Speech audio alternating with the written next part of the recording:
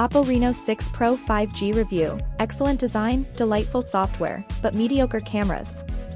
The OPPO Reno 6 Pro 5G is the third-generation handset in the lineup to feature the Reno Glow design. To learn more about it, check out our article on the same. In simpler words, the phone sports a glass sandwich design with a glossy plastic frame. The rear glass has millions of pyramid-shaped crystals, which offer a unique in-hand feel and matte texture. The backside AG glass of the Aurora color variant shimmers different colors, depending on the light falling on it. As the name suggests, the handset's rear side mimics dawn sky.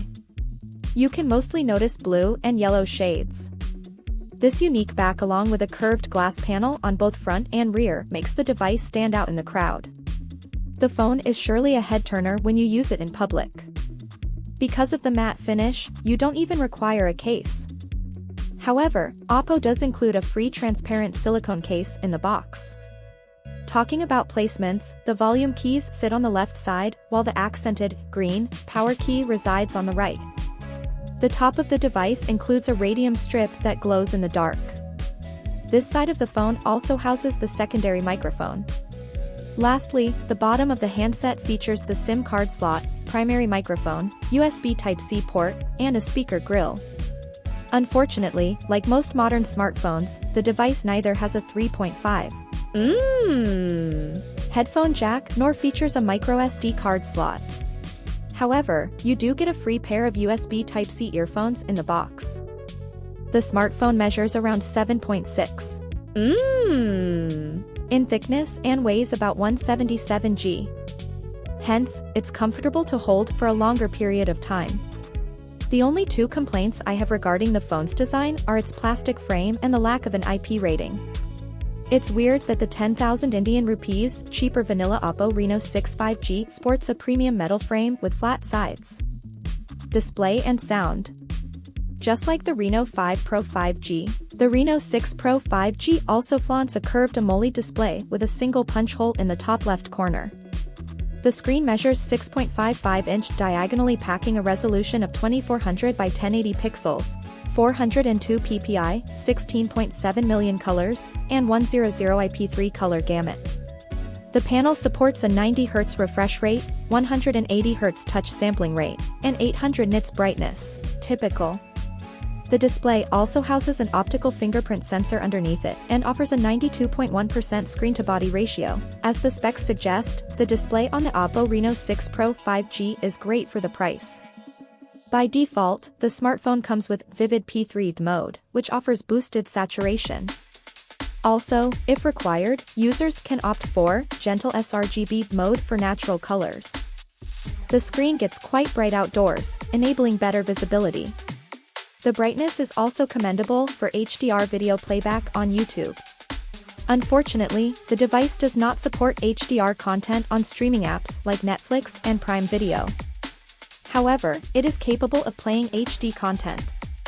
The 90 Hz refresh rate, which comes enabled by default, offers smooth transitions across the UI. The curved panel looks modern and helps in gesture navigation. Above all, I didn't face any accidental touches.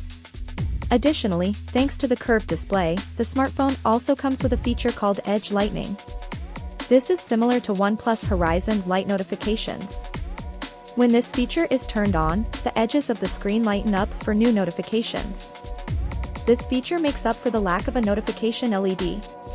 There's also support for always-on display, AOD. You can customize as well as create new AOD styles as per your need. The device also comes with OnePlus iconic Canvas AOD. OPPO calls it Portrait Silhouette. Talking about audio, the handset features a single bottom-firing speaker. Although the sound output from this speaker is better than cheaper phones with stereo speakers, it would have been much better if it had a stereo setup. You'll often end up blocking the speaker grill while consuming content or playing games. Also, there's no surround sound experience, which you get from a dual speaker setup. I don't understand why OPPO skipped on this feature, as it is ubiquitous right now. Furthermore, there's no 3.5 headphone jack. Hence, you will have to rely on wireless or USB Type-C earphones. I didn't face any issue with sound output via these two. There's a free pair of USB Type-C earphones in the box, and they sound too good for a freebie. Finally, pairing with the OPPO Enco wireless earphones is seamless. The OPPO Reno 6 Pro 5G is powered by a MediaTek Dimensity 1200 SoC, which is better than the MediaTek Dimensity 1000 Plus SoC present inside the older OPPO Reno 5 Pro 5G. The company touts this chip to score above 700K on Antutu benchmark. However, in my tests, it was only able to cross 600K. Anyway, benchmarks are just figures on paper, and they don't tell the whole story. In real life, the smartphone never felt sluggish. Apps loaded quickly, and they even stayed in memory for a long time, thanks to 12GB LPDDR4X RAM and 3GB virtual RAM, which comes enabled out of the box. If needed, you can increase the virtual RAM size up to 7GB. Hence, you can get a maximum of 19GB RAM on this smartphone. However, it's highly unlikely that you'll ever need that much of RAM.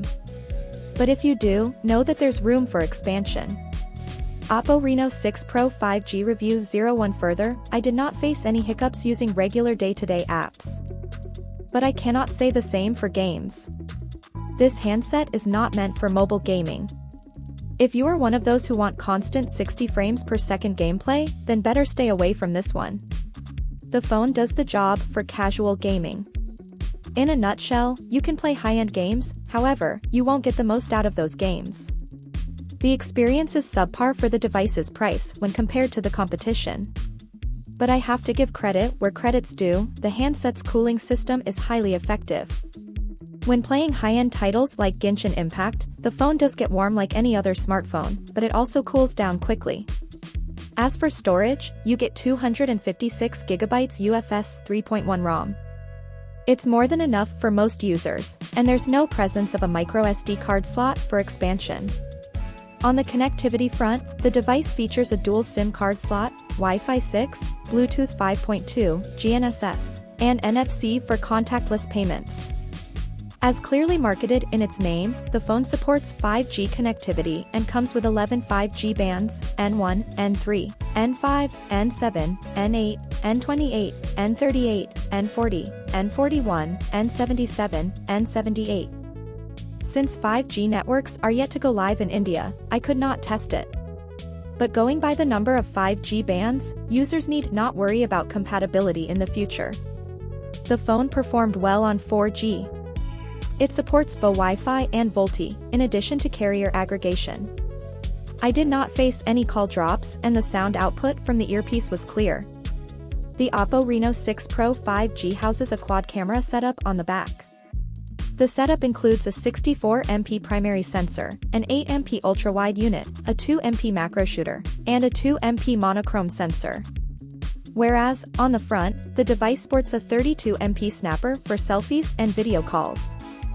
Right off the bat, the two 2MP sensors are present only for the namesake. The macro camera outputs low-quality images that are of little to no use. This camera is not capable of focusing on the subject even when the handset is held at an ideal distance. If an OEM is implementing a dedicated macro camera, they should opt for autofocus and higher megapixels. The telemacro camera found on the recent Xiaomi Group smartphones is an example of good execution. On the other hand, I don't understand the use of a dedicated 2MP monochrome sensor when the smartphone does not let you use it manually. Selecting the B&W filter in the camera app does not switch to the 2MP monochrome sensor.